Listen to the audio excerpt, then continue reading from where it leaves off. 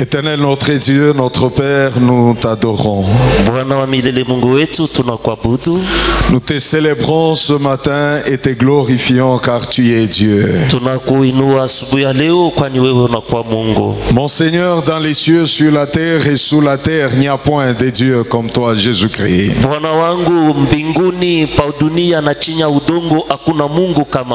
Je fléchis les genoux de mon cœur devant toi pour t'adorer. J'humilie mon cœur, Seigneur, devant toi pour te célébrer, toi le Créateur de tout. Tu m'as créé à ton image et selon ta ressemblance. Tu m'as aimé le premier, Seigneur. Et tu es mort pour moi à la croix. Père, nous nous présentons devant toi ce matin comme ton peuple. Parce que nous t'appartenons et nous sommes le troupeau de ton pâturage. Ce matin, pendant que ceux-ci s'appuient sur leur char, ceux-là s'appuyant sur leurs chevaux, nous nous invoquons le nom de l'Éternel, car c'est toi qui as fait les cieux et la terre. Seigneur, que l'adoration de la cité d'espérance ce matin monte devant toi comme un parfum de bonne odeur. Regarde ce peuple avec les yeux de faveur et de miséricorde. Pardonne-lui ce péché, Seigneur. Sanctifie ce peuple, Éternel notre Dieu. Agrée-les en ta présence et fais-lui du bien. Seigneur, ils sont venus avec des problèmes et difficultés, avec des projets, avec des maladies. Mon Seigneur et mon roi, il est écrit dans ta parole que dans leur détresse, ils crièrent à l'Éternel et l'Éternel leur envoya sa parole et sa parole les guérit et sa parole le délivra. Ce matin, Seigneur, s'il y a un malade parmi nous, qu'il reçoive la guérison par la puissance de ta parole, dans le nom de Jésus-Christ. S'il y a un homme ou une femme qui est venu avec un problème, Seigneur, qui retourne avec la solution par l'onction de ta parole, au nom de Jésus-Christ, je les laisse sous ta grâce et entre tes mains, ô Dieu. C'est dans le nom précieux glorieux de notre seul Seigneur et Sauveur Jésus-Christ que nous venons ainsi de prier avec action de grâce. Nous disons Amen et nous acclamons très très fort le Seigneur. Nous acclamons très très fort le Seigneur. Alléluia. Nous acclamons le roi de rois. Gloire à Jésus. Que le Seigneur vous bénisse abondamment et que la paix de Dieu soit avec vous. Dis à ton voisin bienvenue ce matin dans la présence du Seigneur. Gloire au Seigneur. Je vous souhaite tous la bienvenue et je vous bénis tous au nom de Jésus-Christ. Que la grâce et la paix du Seigneur soient avec vous et que l'Éternel Dieu vous fasse du bien ce matin. Nous allons prendre nos Bibles, Apocalypse chapitre 1er. Nous lisons à partir du verset 9. Apocalypse chapitre 1er. Nous lisons à partir du verset 9. Pouvons nous lever une façon d'honorer la parole de Dieu pendant sa lecture. Fortifie-toi, lève-toi aussi, au nom de Jésus. Apocalypse chapitre 1er, nous lisons à partir du 9e verset.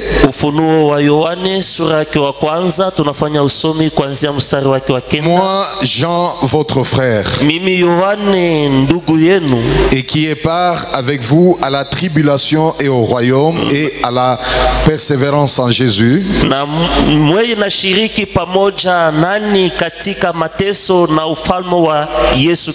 J'étais dans l'île appelée Patmos à cause de la parole de Dieu et du témoignage de Jésus.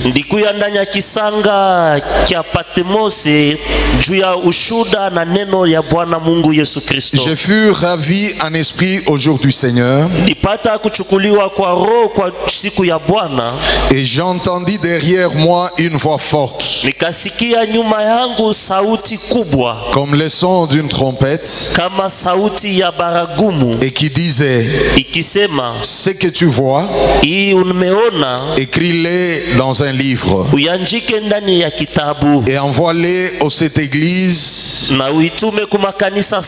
à Éphèse, à Smyrne, à Pergame, à Thyatire, à Sardes, à Philadelphie et à Laodicée. Je me retournai pour voir quelle est la voix qui me parlait.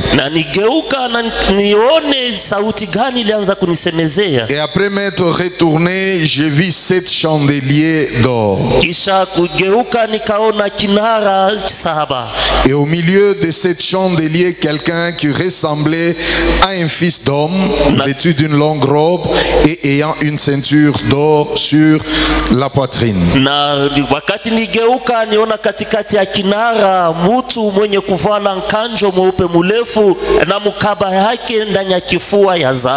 Sa tête et ses cheveux étaient blancs comme la laine, blanche comme la neige.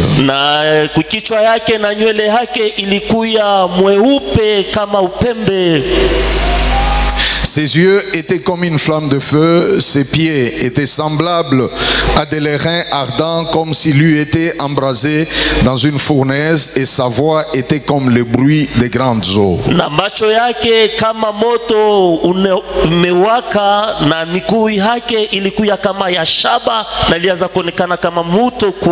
Il avait dans sa main droite 7 étoiles.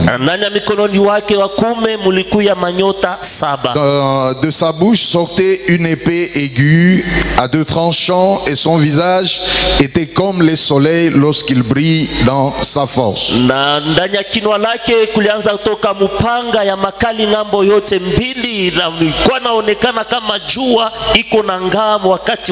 Quand je le vis, je tombais à ses pieds comme mort. Il posa sur moi sa main droite en disant: ne crains point, je suis le premier et le dernier, et le vivant. J'étais mort, voici je suis vivant au siècle de siècles. Je tiens le clé de la mort et du séjour des morts. Écris donc les choses que tu as vues, et celles qui sont et celles qui doivent arriver après elles.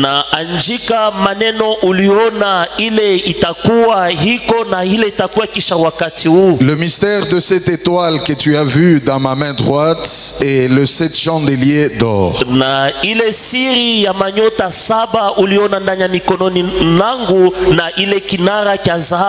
Les 7 étoiles sont les anges de cette église.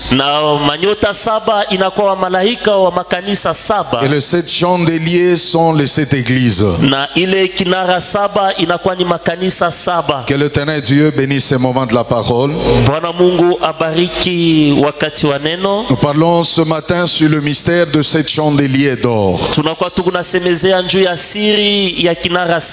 Le mystère de 7 chandeliers d'or.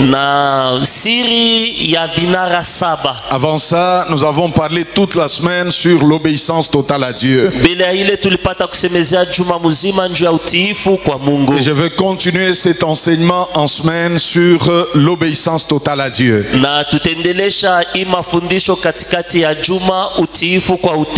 ce matin, nous parlons du mystère de cette chandelier d'or. Je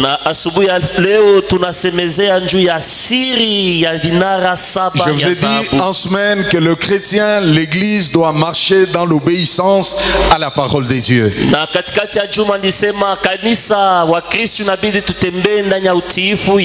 Et que la maturité et la force de l'église proviennent de l'obéissance de chacun à la parole de Dieu.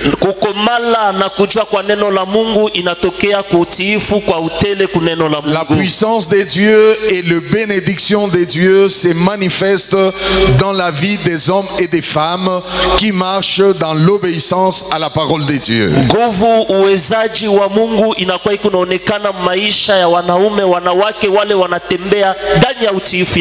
Les gens qui marchent avec la parole du Seigneur, les gens qui ne vivent plus selon leurs pensées, des gens qui font plus ce qu'ils veulent faire, mais de gens qui s'humilient devant Dieu pour marcher avec sa parole. C'est à cela que nous sommes appelés. Nous sommes appelés dans le royaume de Dieu, non pas à vivre comme des indépendants, mais à vivre comme des gens qui appartiennent à Dieu. Le royaume de Dieu est régi par le principe de la soumission. Les enfants de Dieu doivent se soumettre à leur Dieu. L'éternel Dieu travaille avec sa parole parce que lui-même il est la parole de Dieu. Vous ne pouvez pas être agréable à Dieu si vous ne vous humiliez pas devant sa parole. Vous ne pouvez pas lui être agréable si vous n'acceptez pas à vous soumettre à la volonté de Dieu. Alors ce matin nous parlons de ce mystère de cette chandelier d'or.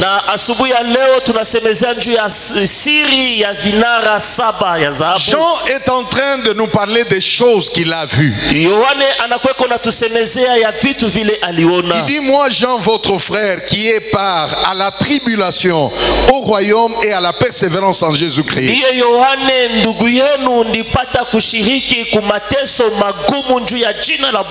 Il ne se présente pas à nous comme un homme spécial, mais il se présente comme quelqu'un de nous. Il dit, moi votre frère, je suis de votre, je pars aussi comme vous à la tribulation, au royaume et à la persévérance en Jésus-Christ.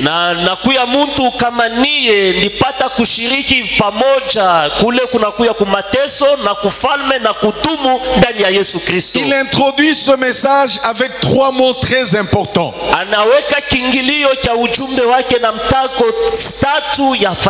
Il dit, moi votre frère, je pars à ces trois choses: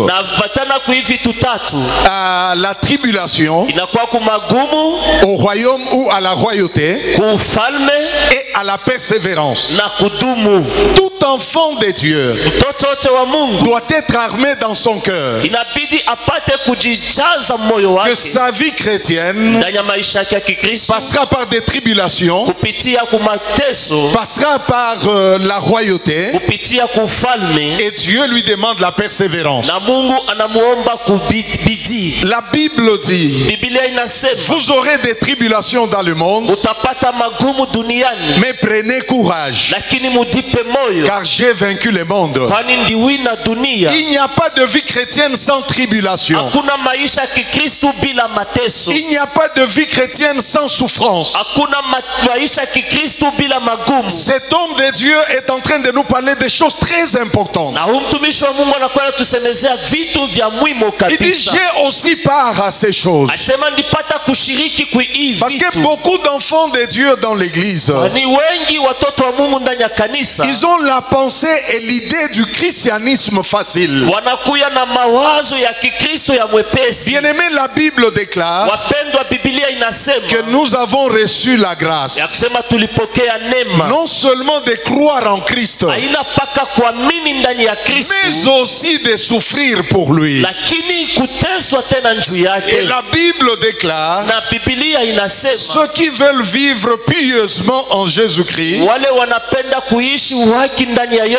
ils seront persécutés. Le temps que nous traversons avec l'église, c'est le temps où le chrétien doit être armé de cette pensée.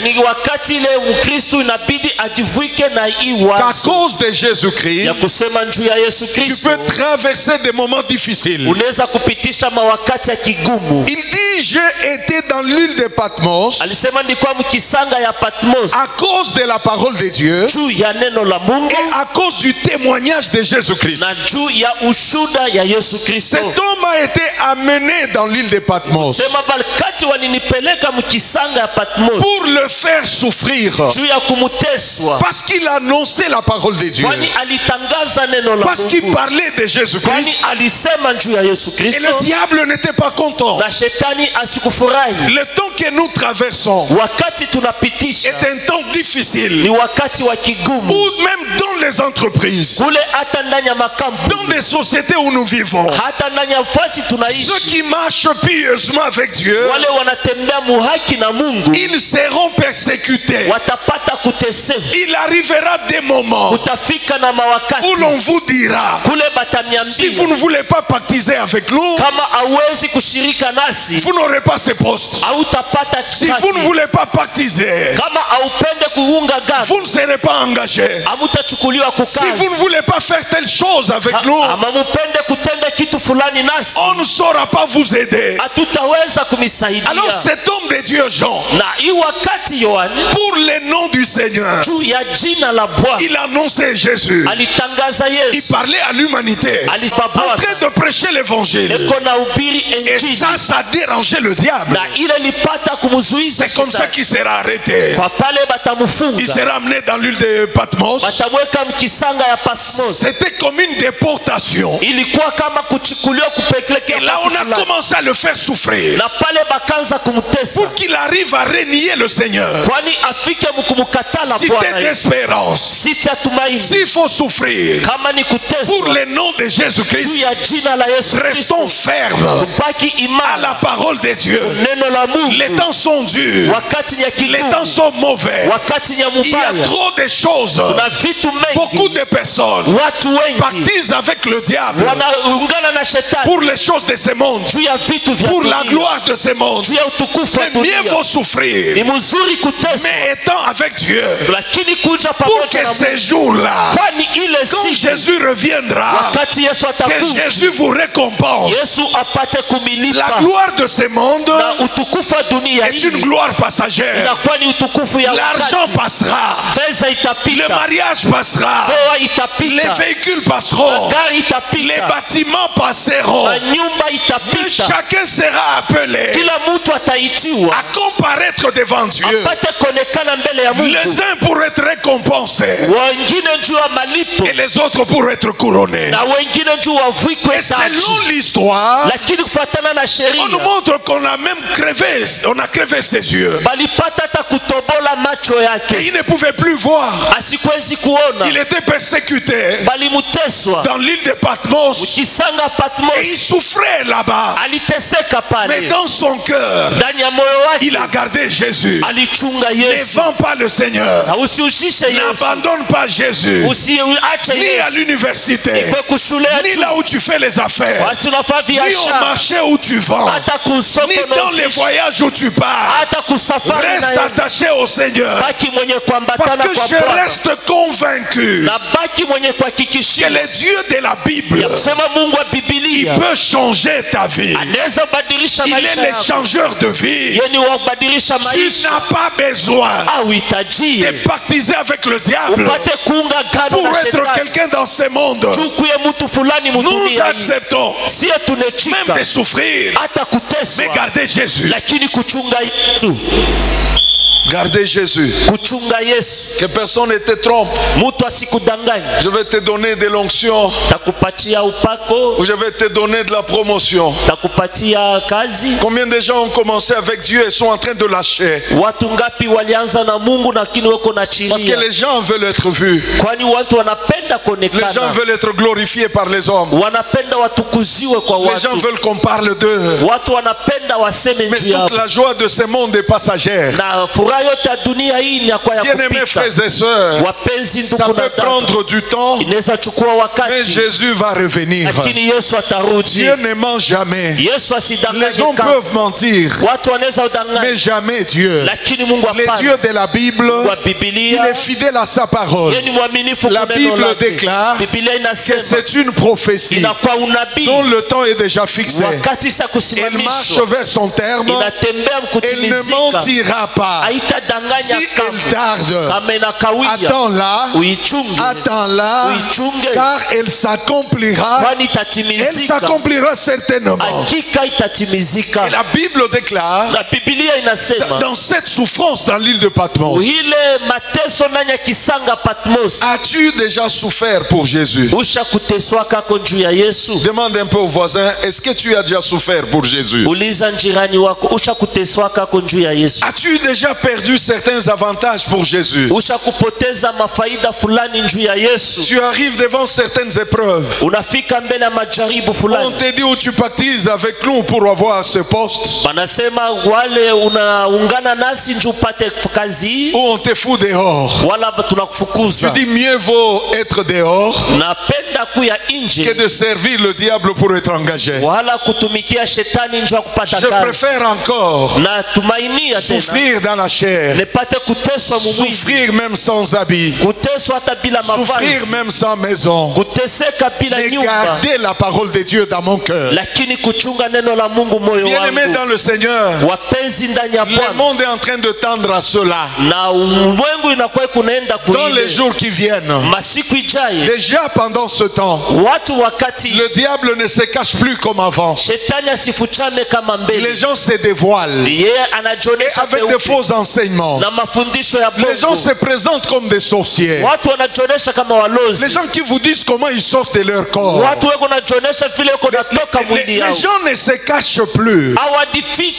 Aujourd'hui, la sorcellerie et l'occultisme sont prêchés facilement, même sur des plateaux de télévision.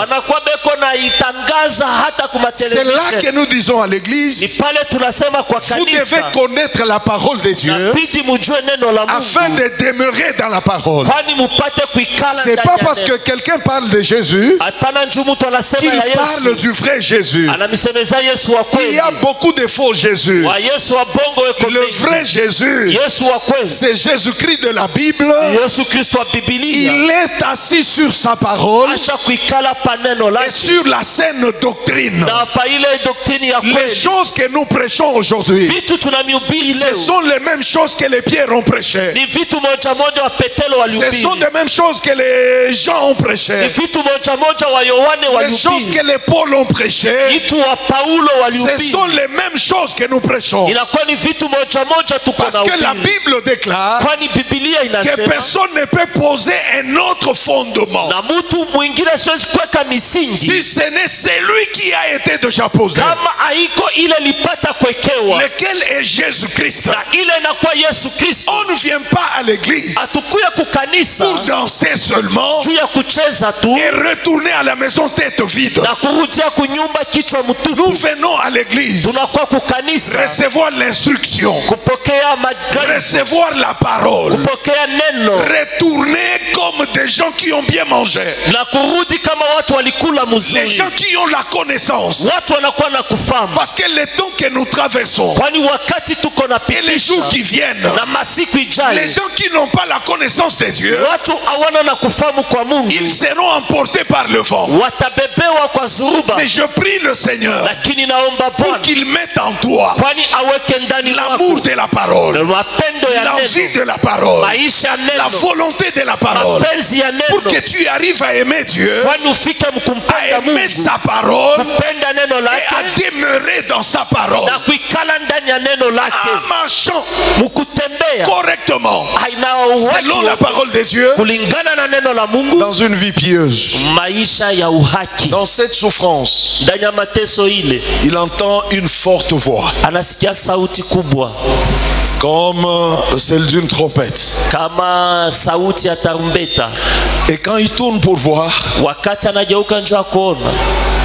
là, il est en train de voir ces choses en esprit. Il va voir cette chandelier d'or. Et avec quelqu'un qui était au milieu de cette chandelier d'or en train de marcher. Et cet homme avait dans sa main cette étoile. Il dit que cet homme avait le visage comme le soleil quand il brille dans toute sa vigueur ou dans sa force. Il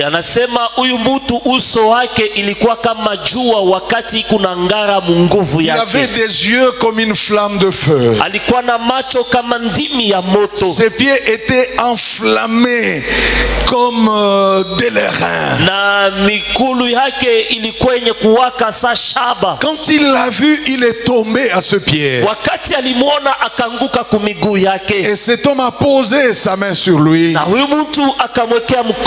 lui a dit: Jean, les choses que tu vois, écris-les. Et ce matin, j'ai dit à l'église: les choses que tu entends, écris-les. Dans l'église, écrivez les enseignements. Réalisez les enseignements à la maison. Réalisez-les même pendant vos moments de prière. Ne soyez pas des auditeurs oublieux, mais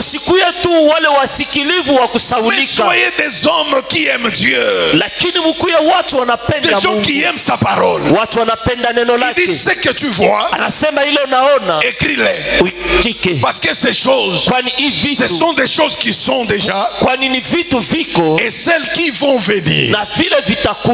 Il commence à lui révéler. Jean est en train de voir les choses. Bien aimé dans le Seigneur, tout ce qu'il y a dans le monde physique, c'est pas tout ce qu'il y a. Il y a des choses sur le plan spirituel, et que si Dieu vous ouvre les yeux pour voir la gloire de Dieu qui accompagne les enfants de Dieu, qui accompagne l'église, la gloire qui est avec nous, vous n'envierez pas le païen, vous n'envierez pas les choses de ce monde, mais vous vous attacherez davantage à Dieu. Écoutez la première des choses. Quand il commence à lui donner la révélation, il lui dit: les 7 chandeliers que tu as vus, ce sont les 7 églises d'Asie. Par le chiffre 7, nous avons la perfection ou la plénitude. C'est aussi la totalité. Et par le 7 chandeliers d'or, on lui parlait que Jésus est ressuscité. Jésus que vous avez fait souffrir, il est le Seigneur des Seigneurs sur la terre. La totalité de l'église, la plénitude de l'église, mais sur la terre, représenté par cette église d'Asie. Mais maintenant, au milieu de ces 7 églises, il n'y avait qu'une seule personne, il n'y avait qu'une seule présence, et c'est lui qui était là.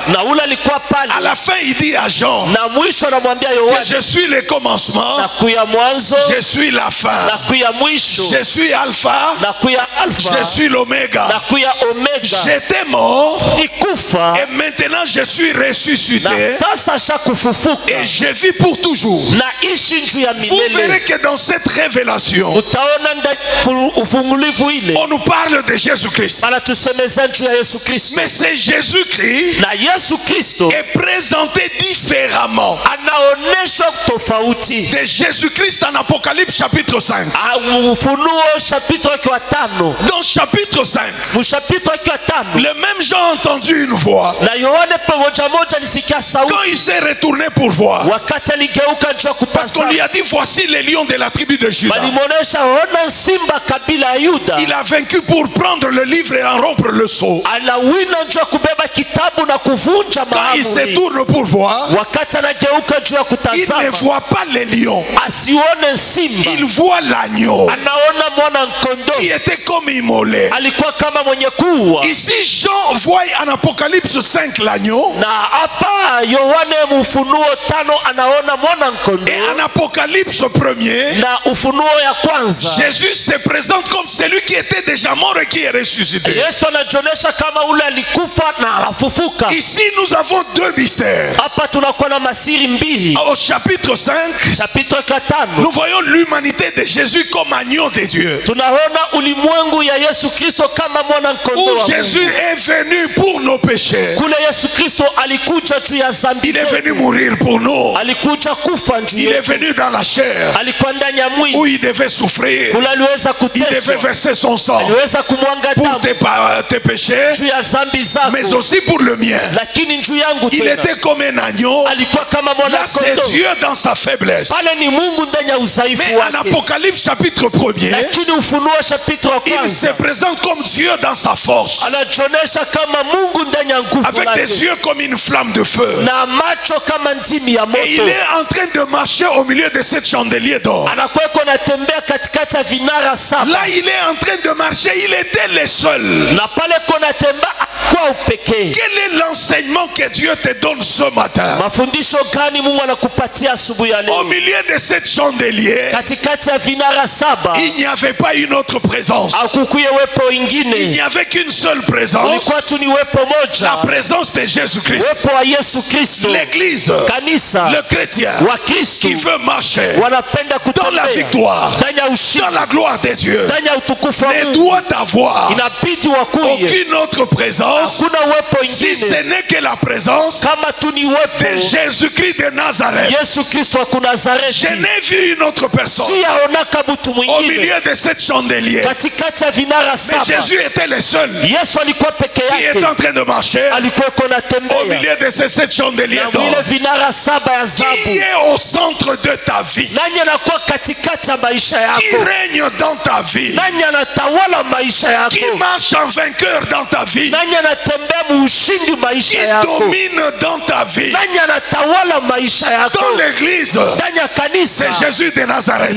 Dans l'église, il n'y a pas de place ni pour la magie, ni pour la sorcellerie, ni pour le fétiche, ni pour l'occultisme. Dans l'église, il y a de la place que pour Jésus-Christ. Dans ma vie, il n'y a pas de place ni pour la magie, ni pour le fétiche, ni pour la sorcellerie. D'ailleurs, toutes ces choses, qu'elles soient détruites partout où elles sont, au nom de Jésus. Dans ma vie, il y a de la place que pour Jésus, qui règne dans tes affaires, qui marche en vainqueur dans ton mariage, qui est fier dans tout ce que tu fais. Combien de personnes?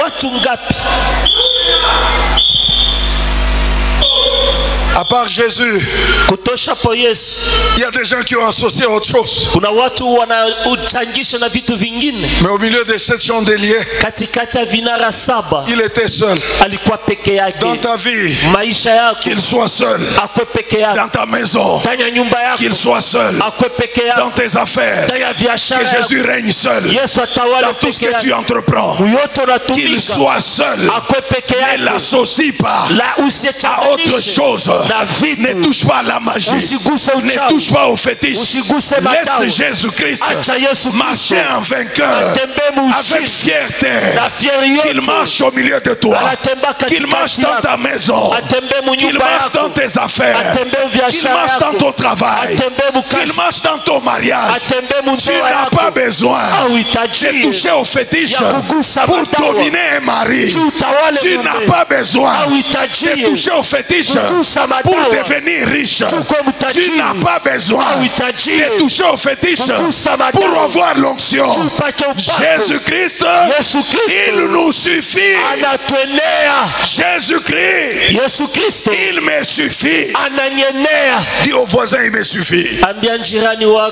Dis au voisin, il me suffit. Oh, je veux que tu lui dises qu'il me suffit. Il était au milieu. Il était là, au milieu, en train de régner. Il était là. Il n'y avait que sa présence. N'introduisez pas dans votre maison une autre présence. N'introduisez pas dans vos affaires une autre présence. N'introduisez pas dans vos ministères une autre présence. N'introduisez pas dans l'église une autre présence. Ici, c'est Jésus. Ici, Jésus-Christ. Ici, la parole des dieux. L'alpha et l'oméga. On n'a pas besoin d'autre chose. Tu n'as pas besoin de petits secrets, mais tu n'as besoin que de la parole. Que ce livre de la loi ne s'éloigne point de ta bouche. Que ce livre de la loi ne s'éloigne point de ta maison. Que ce livre de la loi ne s'éloigne point de tes affaires. La parole, la parole, la parole, la parole, la parole.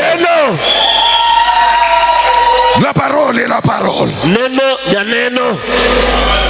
Peut-être quelqu'un t'a dit, j'ai des secrets à te donner. J'ai des secrets pour que ta vie change. Je connais un changeur de vie. Il s'appelle Jésus-Christ. Bien-aimé dans le Seigneur, ce que nous étions, c'est pas ce que nous sommes aujourd'hui. Et ce que nous serons demain, c'est pas ce que nous sommes aujourd'hui. Nous ne sommes pas de ceux qui reculent dans la foi pour se perdre, mais nous sommes de ceux-là qui persévèrent, qui avancent avec la parole, même dans les tribulations, même dans les difficultés, même dans les problèmes, même dans la moquerie. Je persévère et je garde la parole.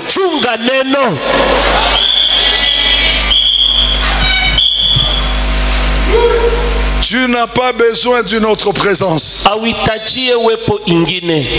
Parce que le chandelier d'or n'ont pas besoin d'une autre présence.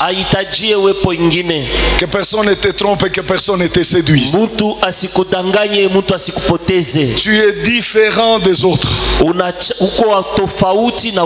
Dis à ton voisin que personne ne te séduise. Tu n'es pas le premier à traverser la difficulté ou les difficultés que tu as. Il y a des hommes et des femmes qui sont passés par ces difficultés mais qui ont gardé Dieu. Cet homme a accepté de souffrir dans l'île de Patmos mais sans trahir le Seigneur. Combien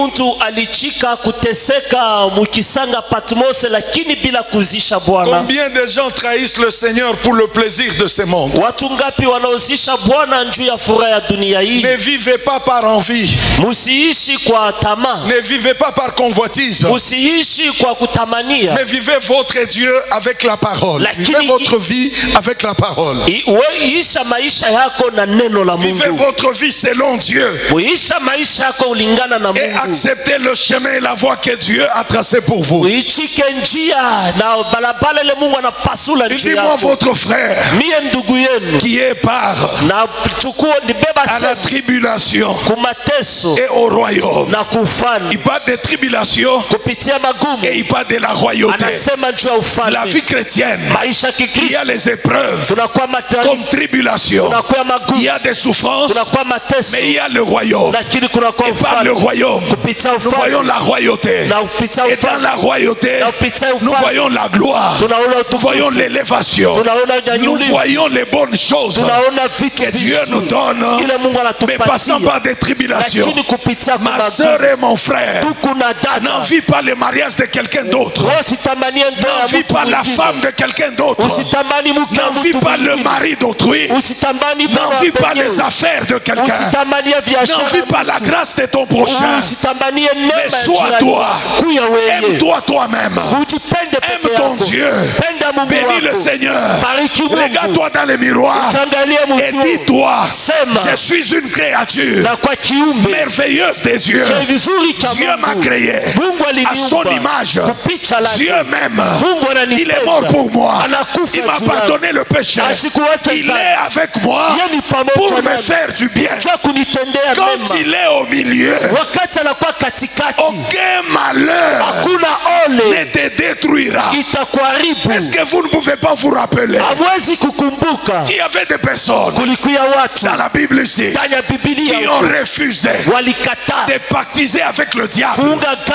Ils ont refusé d'adorer les idoles. Et ces hommes, c'est Shadrach, Meshach et Abednego. C'est dans la Bible. Qu'est-ce qu'il y a eu? Nebuchadnezzar, dans la folie de la grandeur, il a fait une grande statuette et voulait que tout le monde adore la statuette. Mais il y avait des hommes qui connaissaient le vrai Dieu, qui avaient marché avec le vrai Dieu et qui ne pouvaient pas accepter d'adorer autre chose.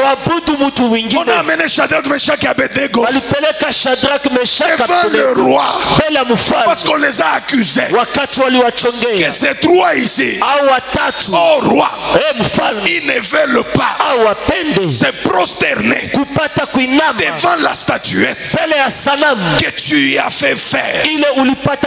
Ils sont là et le roi les appelle. Il dit, est-ce vrai que vous refusez d'adorer, de vous prosterner devant la statue d'or? Et ces trois lui dire, oh roi, nous n'avons pas besoin de nous prosterner ou d'avoir peur de la fournaise ardente que tu as préparée pour jeter tous ceux qui refusent d'adorer. Nous savons une chose au roi, que le Dieu que nous servons est un Dieu fidèle. Il est capable de nous délivrer de ta main et de la fournaise de feu, et il nous délivrera. Sur quel témoignage il bâtit ces déclarations? Qui est-ce qu'ils avaient vu être jetés dans la fournaise et y sortir vivant au nom de Dieu? Personne. Mais ils avaient la foi dans la parole de Dieu et dans la grandeur de Dieu. Il y a des choses que l'œil n'a point vues, que l'oreille n'a point entendues, les choses qui ne sont pas montées au cœur de l'homme, mais qui commenceront avec toi. Le roi se fâche. La Bible déclare, il prend ses soldats les plus vigoureux et il leur dit, liez-les, allez jetez-les dans la fournaise. Et la fournaise était chauffée plus que d'habitude. La fournaise a été chauffée cette fois et on le prend, on le jette. Quand on les jette, ils étaient liés, ils étaient tellement tellement sûr que personne ne peut entrer dans cette fournaise et y sortir vivant. J'ai dit à quelqu'un, il y a des hommes et des femmes, quand ils te regardent, ils regardent ton problème, ils regardent tes difficultés, ils ne croient plus que tu peux y sortir vivant et avec un témoignage. J'ai dit à tes ennemis, ce qu'ils pensent, c'est pas ce qui t'arrivera. Tu as un Dieu vivant. Même dans la fournaise, ton Dieu interviendra. Le Dieu de la Bible, quand on les a saisis, il n'est pas intervenu. Quand on les a liés, il n'est pas intervenu. Ce que tu traverses aujourd'hui, c'est le temps où on t'arrête. Tu vois comme si Dieu n'intervient pas. On te lie, Dieu n'intervient pas. On t'amène, Dieu n'intervient pas. Le Dieu de ta vie, il est le Dieu des grands témoignages. Le Dieu de la Bible, il permet de voir que certaines situations s'empirent afin que tes ennemis, après avoir vu l'intervention de Dieu, qu'ils disent vraiment, cette femme, elle a Dieu. Cet homme, il a Dieu. On les jette dans la fournaise et on rentre avec joie. On se dit c'est fini pour eux. Mais quelques temps après, le roi regarde le même homme de l'Apocalypse, celui qui marche au milieu de cette chandelier d'or. C'est le même qui vient intervenir dans la fournaise. Mais Nebuchadnezzar remarque que les gens qui étaient liés n'ont plus de liens. Les gens qui étaient bloqués ne sont plus bloqués. J'annonce à quelqu'un ce matin au nom de Jésus, là où ta vie était liée, il n'y aura plus de liens. Pendant que je parle, mais d'où vient le quatrième? C'est l'homme du milieu, celui qui marche toujours au milieu de cette chandelier d'or. Là où il y a sa présence, il y a ces 5 choses. Écris-les pour ceux qui écrivent. Là où il y a sa présence, il y a ces 5 choses. Là où il y a sa présence, il règne. Là où il y a Christ, il y a son règne. Et là où il y a le règne de Dieu, il y a l'amour, il y a la vérité, il y a la droiture, il y a l'intégrité. Là où Christ est, il règne. Qui règne dans ta vie? Là où il est, il règne. Autrefois, il y avait un autre roi qui régnait dans ta vie. Et depuis que tu as donné ta vie au Seigneur, il y a eu changement de royaume et de roi. C'est là que Paul dit aujourd'hui, si je vis, ce n'est plus moi qui vis, mais c'est Christ qui vit en moi. Dis à ton voisin que maintenant, c'est Christ qui vit en moi. Et là où il y a le règne de Dieu, il y a l'amour. Il y a l'amour de Dieu et il y a l'amour du prochain. Dis à ton voisin, marchons dans l'amour. Aimons Dieu et aimons-nous aussi. Tu aimeras l'Éternel ton Dieu de tout ton cœur et de toute ta force et de toute ton âme, et tu le serviras, lui et lui seul. Et tu aimeras ton prochain comme toi-même. Là où il y a le règne de Dieu, il n'y a pas la haine. Les gens qui vivent dans la haine, ce sont des gens qui sont encore dominés par le diable. Il y a des signes qui montrent qu'il n'y a pas encore le règne de Dieu dans ta vie. Parce qu'un enfant de Dieu ne marche marchera pas dans la haine. Pourquoi je vais haïr mon frère? Pourquoi je vais haïr ma soeur? Pourquoi tu gardes la haine? La haine te détruit. La haine, c'est la base du trône du diable. Et notre Dieu, il est amour. Le fondement de son trône, c'est l'amour, parce que lui-même est l'amour. L'église d'aujourd'hui est plus attachée au bien plutôt qu'avoir l'amour du prochain. Les gens vivent dans le Seigneur, mais comme s'ils n'étaient pas frères et sœurs. Les gens se haïssent. Les gens se calomnient des choses. Les gens parlent du mal les uns les autres. Là où il y a le règne de Christ, il y a l'amour du prochain. Il y a l'amour de Dieu. On parle du bien de l'autre. On fait tout pour que l'autre avance. Alléluia. Regarde ton voisin dans les yeux. Dis-lui à partir d'aujourd'hui, vivons dans l'amour selon la parole.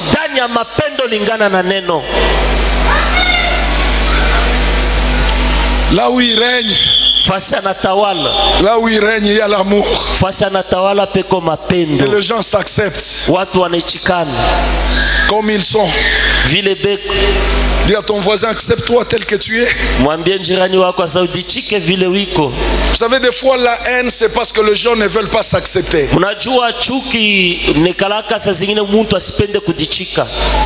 Je ne suis pas docteur Marcel. Et docteur Marcel n'est pas moi. Déjà en nous regardant, nous sommes différents. Mais tous nous sommes sauvés. Nous avons des grâces. C'est un bon prédicateur, un bon interprète, un bon serviteur de Dieu. Je l'accepte comme il est. Il a la grâce de Dieu. Il a l'onction de Dieu. Et Dieu l'utilise. Dis à ton voisin, est-ce que tu peux le dire de moi? Comme papa le dit avec docteur Marcel. Les chrétiens d'aujourd'hui aiment quand tout le bien s'est tourné vers eux. Mais ils ne peuvent pas parler du bien de l'autre. Dis à ton voisin à partir d'aujourd'hui, parle du bien de moi. Dis-lui à partir d'aujourd'hui, même dans ta maison, même là où tu travailles, parle du bien de moi. C'est ça l'amour du prochain. Et même si ton frère a des problèmes, soutiens-les, prie pour lui, gêne pour lui, pour que Dieu les relève. Ne critique pas quelqu'un parce qu'il est dans les faiblesses, parce qu'il a perdu, ou même s'il est tombé dans le péché. Aide-les, élève-les, soutiens-les, prie pour lui. C'est ça l'amour de Dieu. Et là où il y a Christ, c'est lui qui dirige. Et là nous voyons l'obéissance. S'il règne dans ta vie, la deuxième des choses, c'est lui qui dirige ta vie. Ma vie telle que vous me voyez, je suis dirigé que par Jésus-Christ. Il a tellement éclairé ma vie. Il m'a sauvé. Il m'a appelé. Il m'a établi. Et aujourd'hui, je ne vis pas de moi-même, mais je vis par Jésus. Et je suis conduit par lui. Quand il me dit Aaron à gauche, je vais à gauche. Quand il me dit Aaron à droite, je suis à droite. Il me dit maintenant devant, j'avance avec lui. Il me dit derrière, je recule avec lui. Mais bien aimés frères et sœurs, laisse que le Saint-Esprit puisse conduire ta vie. Laisse ta vie être conduite par le Saint-Esprit. Ne te conduis pas toi-même. Ne te laisse pas conduire par les démons. Ne te laisse pas conduire par les féticheurs. Oh, ne porte pas les habits la nuit. À minuit sort, on te voit sortir. Nous on ne dépend plus de toutes ces choses. Nous dépendons de la parole de Dieu. La nuit comme le jour, la parole de Dieu. Dieu. Partout où nous sommes, la parole de Dieu. Et la troisième des choses, là où il dirige, c'est lui qui contrôle tout. Là où il y a sa présence, il contrôle tout ce qui se passe. Il y a des choses que tu ne vois pas, mais Dieu le voit. Même dans ta maison, il y a des choses que toi tu ne vois pas, mais Dieu le voit. Déjà ce matin, j'annonce la défaite et le chèque dans les camps de tes ennemis. Tous ceux qui te veulent du mal, que le malheur leur retourne partout où ils sont. Que le malheur qui te veut, que ce malheur leur retourne.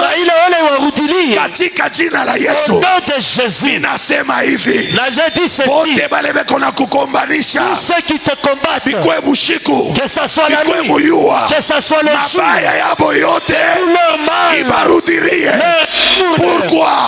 Parce que ton Dieu, il contrôle tout. Même quand tu ne vois rien, bafanye madawa itabarudiria. Qu'ils aillent dans la sorcellerie, ça leur retournera. Pourquoi? Parce que ta vie est dans la main de Jésus-Christ. Ta vie est dans la main de Jésus, le Dieu de la Bible. Il contrôle tout. Et il pense que toi tu ne connais pas ce qu'ils sont en train de faire. Et il pense que toi tu ne vois pas ce qu'ils sont en train de faire. Et je leur dis ce matin, là où toi tu ne vois rien, ton Dieu contrôle tout. Et ce matin, que le feu de l'Éternel leur retourne dans leur laboratoire. Le feu de l'Éternel dans leur sorcellerie. Le feu de l'Éternel dans leur magie. Le feu de l'Éternel dans leur fétiche. Le feu de l'Éternel, parce que ton Dieu contrôle tout.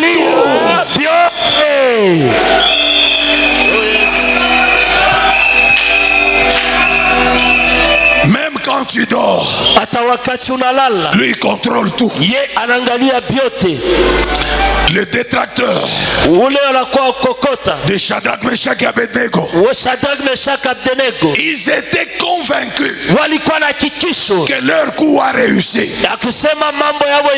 Dis à ton voisin, aucun coup de ténèbres contre moi ne réussira. Contre ta famille ne réussira pas. Contre tes affaires ne réussira pas.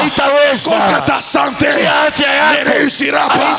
Tu vivras, tu vivras, tu vivras et tu raconteras les œuvres de l'Éternel.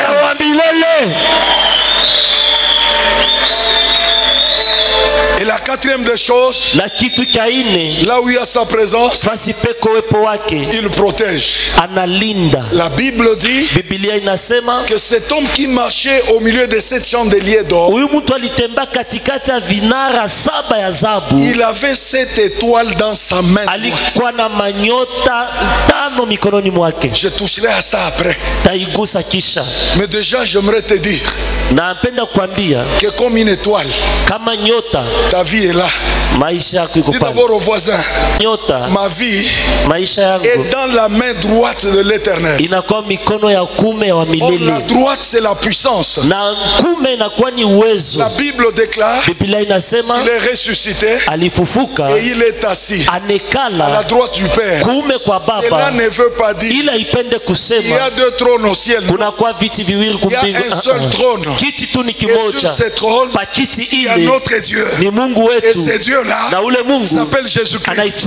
Assis à sa droite veut dire assis dans sa gloire. Il était venu dans l'humiliation. Il s'est humilié. Mais après la rédemption, il est rentré sur le trône de la grâce. C'est lui qui est assis sur le trône de gloire. Et quand il se présente à Jean, il ne se présente pas comme un agneau, mais il se présente comme un lion, comme un roi, avec des yeux comme une flamme de feu. Sa tête, tout était blanc, ses habits étaient blanches. La Bible dit que l'huile ne manque pas sur ta tête et que tes habits soient toujours blancs. Dans la blancheur, nous voyons la pureté. Dans la blancheur, nous voyons la pureté. Comme agneau, il est venu porter nos péchés. Lui n'a pas péché, mais il a porté nos péchés. Comme agneau, il est monté au ciel dans un tabernacle plus grand et spirituel pour faire l'aspersion du sang. Pas le sang des taureaux, pas le sang des boucs, mais son propre sang. Et après avoir versé ce sang, il a dit: Père, pardonne-leur parce qu'ils ne savent pas ce qu'ils font. J'ai dit à quelqu'un ce matin: tu n'es plus un pauvre pécheur, tu es saint. Tu es saint. Je reprends que tu es saint. Quand Dieu te regarde au travers du sang de l'agneau, il ne voit pas tes péchés. Tes péchés passés ont été pardonnés. Aujourd'hui, Dieu te regarde et il t'appelle Saint Marcel, Saint José, Saint Bruno, Saint Michael, Saint Aaron, Saint Apollinaire. Saint Apollinaire, alléluia. Ah, voilà. Alléluia. Parce que tu es né de nouveau. Là où il est, il protège. Tu n'as pas besoin ni de marcher avec des amulettes au cou, ni avec de bandelettes rouges à la hanche, ou avoir certains fétiches dans des casseroles sous ton lit, ou mettre certaines choses au chevet de ton lit. Mais tu n'as besoin que du nom de Jésus-Christ. Le nom de Jésus est un nom qui garde, est un nom qui nous protège, est un nom qui nous soutient, est un nom qui nous fait grâce. Et avec Jésus-Christ, nous ne craignons rien, ni les terreurs de la nuit, ni la flèche qui vole le jour, ni la contagion qui frappe en plein midi, ni la peste qui ravage. Corona peut ravager, mais toi tu resteras debout. Et après cette pandémie, tu témoigneras le merveille de l'Éternel. Le Dieu de ta vie, il est le Dieu qui te protège. Ne crains ni le chat, ni le chien la nuit, ni les menaces de loup-garou. Ne crains rien, parce que ton Dieu, il est celui qui te garde, il est celui qui te protège. Et la cinquième des choses, là où il y a sa présence, la Bible dit que lui était en train de marcher. Là où il y a sa présence, ta vie aussi marchera, ta vie aussi avancera, ta vie aussi ira de l'avant. Il n'est pas immobile, il est le Dieu qui marche. Et j'annonce ce matin, dans la vie d'un homme et d'une femme, tu ne resteras pas là où tu es. Le Dieu de la Bible t'appelle à aller de l'avant, de quitter 0 vers 1, de 1 vers 2, de 2 vers 10, de 10 vers 100. Que c'est Dieu que je prie l'accomplisse dans ta vie. Au nom de Jésus-Christ, lève-toi de là où tu es. Ne demeure pas à la même place. Fais un pas de la foi. Que ta vie avance, que ton mariage avance, que ton ministère avance, que tes affaires avancent, que ton foyer avance. Au nom de Jésus. Lève tes deux mains et nous allons prier. Seigneur, j'élève ton nom. Seigneur, j'élève ton nom.